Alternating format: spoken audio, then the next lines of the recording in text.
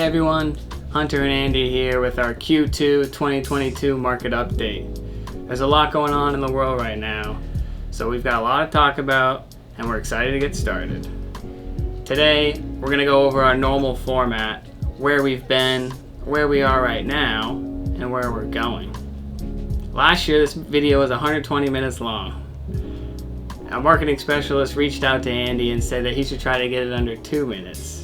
That's hilarious. I'll flip it over to him so he can get started.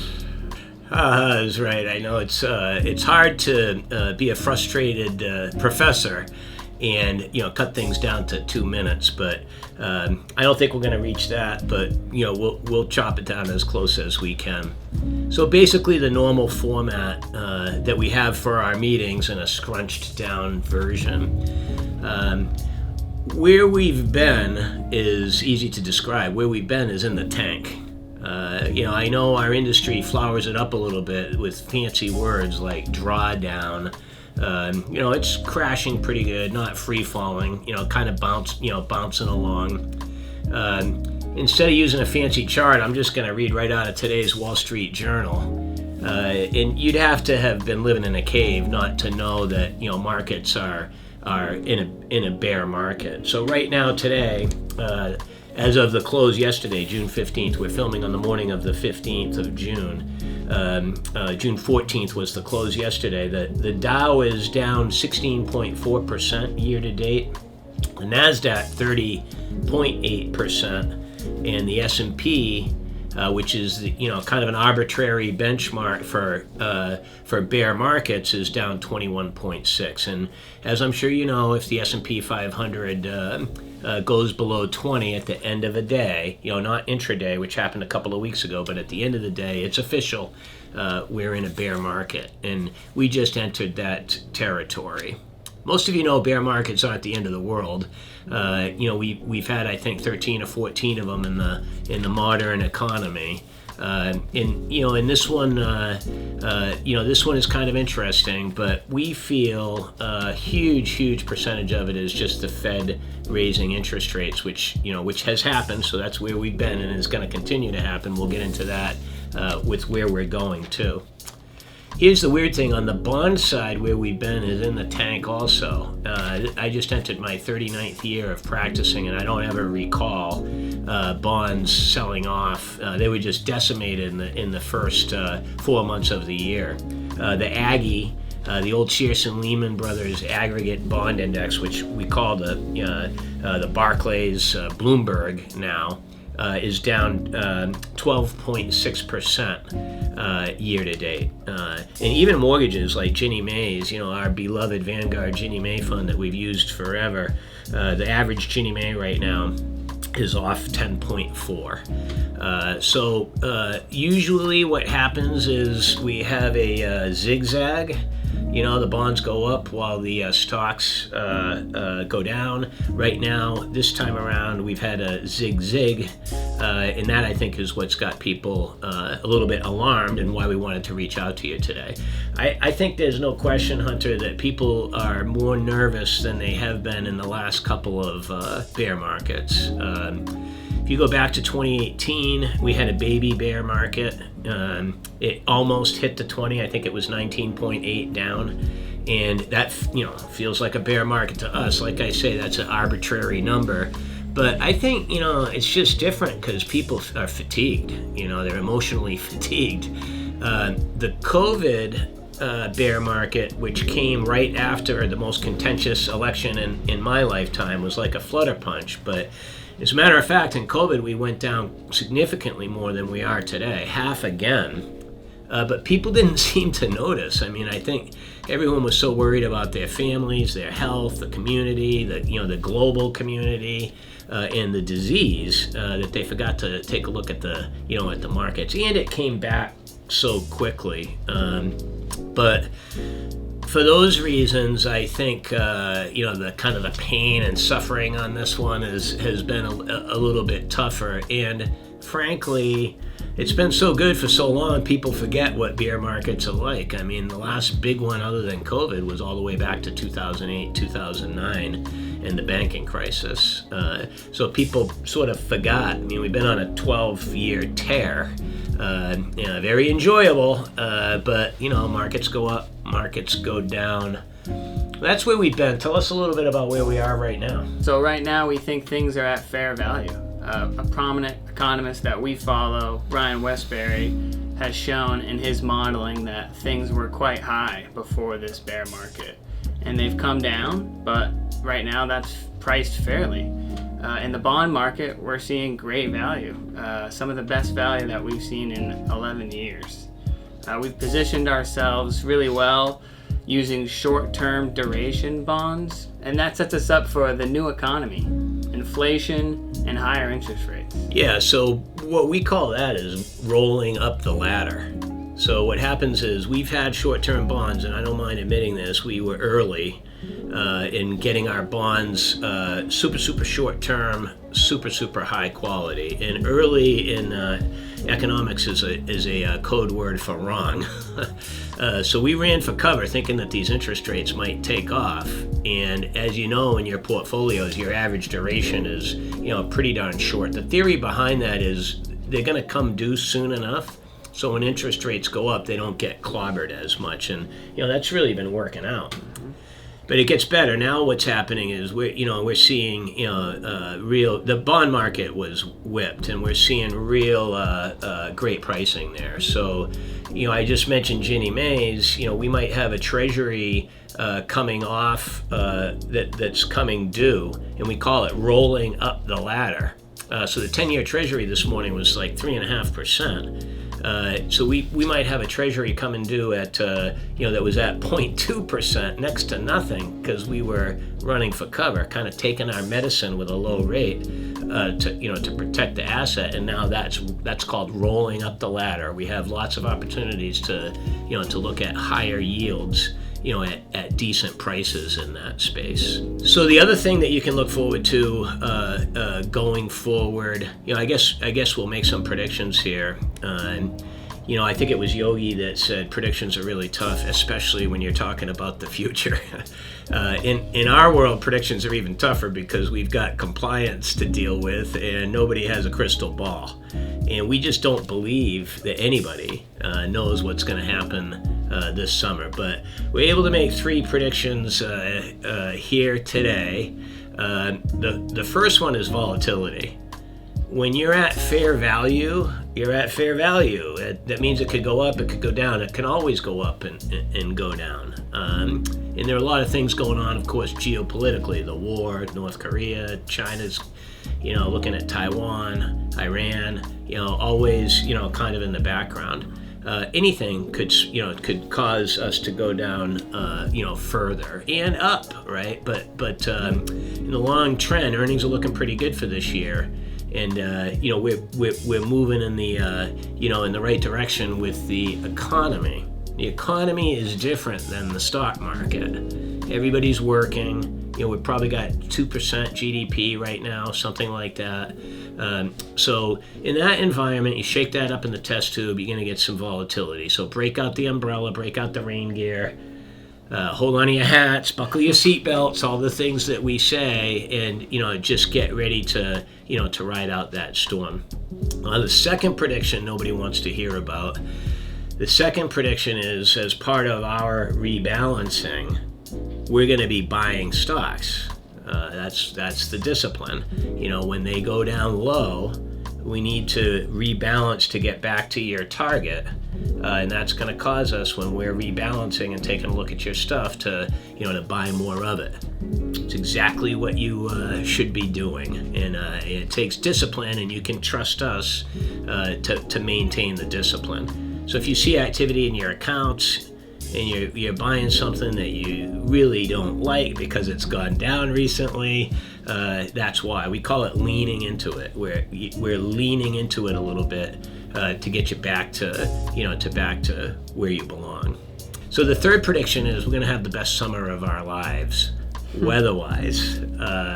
We just got our tomatoes in a little bit late last year.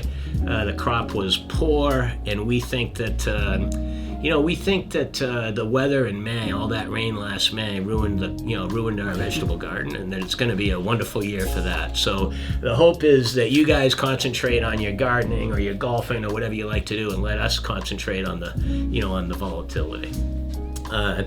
Econ 101, we always like to give you words that we think are going to be coming out in the financial media. Matter of fact, to get prepared for today, we looked at our last market update from last spring of 21. The word that we left you with was inflation. Man, we had that right. I mean, it's all you hear about. And the financial media uses those words to exploit people's instincts, their guts, to keep them glued to the TV or the news media. And that's exactly what they're trying to do. And, again, the cave, you'd have to be living in a cave not to know what the next word's going to be, recession. And, the fear, basically, our contention is that the financial media uses two tools to sell advertising: fear and greed. And, fear with the recession, greed is, gold or commodities. We can get you out of this, buy Bitcoin. Quick sidebar, we probably had a dozen thank you emails from people thanking us for steering them away from Bitcoin these last few weeks. It's down 65% right now. That was supposed to be a hedge against inflation. To be determined, what's going to happen with that, but Wall Street Journal's calling for, congressional regulation of it this morning. It'll be interesting to see how that pans out. But focus when you're watching the news, on the end of the story. What are they selling, fear or greed? And I think it helps, kind of calm you down, because you'll see it, it happens every time. The Econ 101 on recession, recession is defined as 2 quarters of negative growth. I just said I think we're going to be at about 2% this quarter. We think there's a good chance for a recession, really good chance. And, when the Fed raises interest rates like this, markets are going to have a reaction to that. We had a question the other day from a client of ours, why are interest rates so important? It seems good that interest rates are going up and you can make some money on your bank accounts, but what happens is interest rates go up, companies, this company, the guy down the street selling pizza, or a publicly traded company are borrowing money, and that extra rate hits earnings, and therefore their stock price. Fundamentals really matter. The other thing is, recessions can be, they can create themselves, because if everybody's running around worrying about a recession, they consume less. They take that old truck, that F-150 that's in the driveway, and they say, you know what, that's looking pretty good for another year. And it slows down the economy. But here's the thing, again, the economy isn't the stock market. And if you take a look at this chart, you'll see very quickly that more often than not, the stock market goes up in a recession. And that's because the stock market is thinking forward. The stock market's already pricing in a recession. That's what's going on right now. The stock market's already pricing in all of these interest rate increases that we're hearing so much about with the Federal Reserve Bank. They're meeting today, and it'll be fascinating to see if they go up a half a point, 3/4 of a point. There is so much written about that. I remember back with Greenspan in the 90s, they literally used to film him going to the meeting to see which side he was holding his briefcase on, and that was supposed to determine, what was going to happen. I mean, come on, all right? And in the end, I wish they would just jack up the rates 2% and get it over with, right? And keep on going, because we need to tamp down this inflation. And yeah, the market's throwing a little bit of a hissy fit because of that. It's not the first time. If you go back in history, we like economic history. 11 times in recent history, the Fed has tried to do this. It's the often spoken of but never seen soft landing. And I shouldn't say never seen, because twice they got it right. 9 times out of 11 they've created a recession when they tamper with interest rates like this. But it isn't the end of the world. It's part of a normal, a normal economic cycle. Another word to watch for. And by the way, recession is a ways out there. That's what the market's thinking. You can see from the indicators. I mean, probably not in 2022 at all. Maybe not even in 2023. Late 23, early 24. Good chance of a recession, and we're ready for getting ready for that with with all the rebalancing and all the work that we're doing. Just one more quick term, and we'll kind of keep to our commitment to keeping this short. But the money supply, what the Fed does with interest rates matters, but not a lot, not as much as you would think. And what I wish is the Fed would get it over with. What I really wish is the Fed wouldn't touch interest rates. They don't know what they're doing, my opinion. Let the markets do what they're supposed to do. The market should set interest rates. But money supply is what's creating inflation. There is so much money out there, which had to be done because of COVID. I acknowledge that. But as a fiscal hawk, time to rein it in. And if the money supply number, we've got that number coming out at noontime on the 28th of June. That should be an interesting day in the financial markets, because if these increases in rates aren't drying up the money like a sponge, then inflation's going to keep going, and the Fed's going to have to get even tougher. So inflation, you've heard it. Recession, it's a legitimate economic term. It's a normal economic cycle. It's a big fat scare technique in the media. If you want to ramp up your level of sophistication, start taking a look at the money supply, because that's going to be real interesting. So what's next? So what's next is we really enjoy doing these videos, and we hope you guys do too. Moving forward, we're gonna be doing some videos called Casual Fridays, where Andy and I are gonna sit down, super casual, talk about whatever we think needs to be talked about, and get those videos out to you guys on a regular basis. Yeah, I think that, you need to know what's going on in our heads so that you can feel that your core values on how your money should be handled and how your financial plan should be handled match up to ours. And every now and then when things are getting interesting, we'll pop out into your computer or your phone like this. In summary, I got all these gray hairs back in 08 and 09 because Hunter was a teenager. Didn't have anything to do with him being a teenager, although trust me, he gave me plenty of gray hairs. But it had to do with Lehman Brothers, Bear Stearns. I remember in the 80s when Amoskeag Bank here in New Hampshire went under. That was a big deal. 130-year-old bank. I was over in Manch then. They had padlocks on the door. And they are like nothing compared to Lehman Brothers or Bear Stearns. That was huge. That was a banking crisis. That really was cause for concern.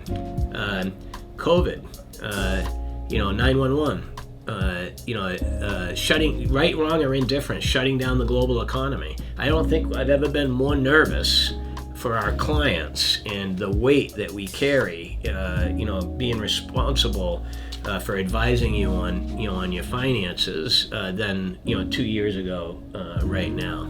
And what we did is we stuck to the protocol. When in the emergency room, when things get busy, you don't try to reinvent the wheel. You go back to your training. And we're financial planners. What we've done for you all is we've created a plan that begins at the end and works backwards to today. And that plan is a living, breathing, fluid plan. And this feels like a regular economic cycle. We don't see any reason to adjust the plan. And if we do, you'll be the first to know. So sit tight, get out the rain, the galoshes, all that stuff. If you have any questions after this, or you're losing sleep over it, please be sure to be in touch. Give us a click, give us a call, get in here, to take a look at that plan, and try to remember those three predictions that we made, especially the greatest summer ever. You guys have a great summer, and we'll see you at your periodic reviews.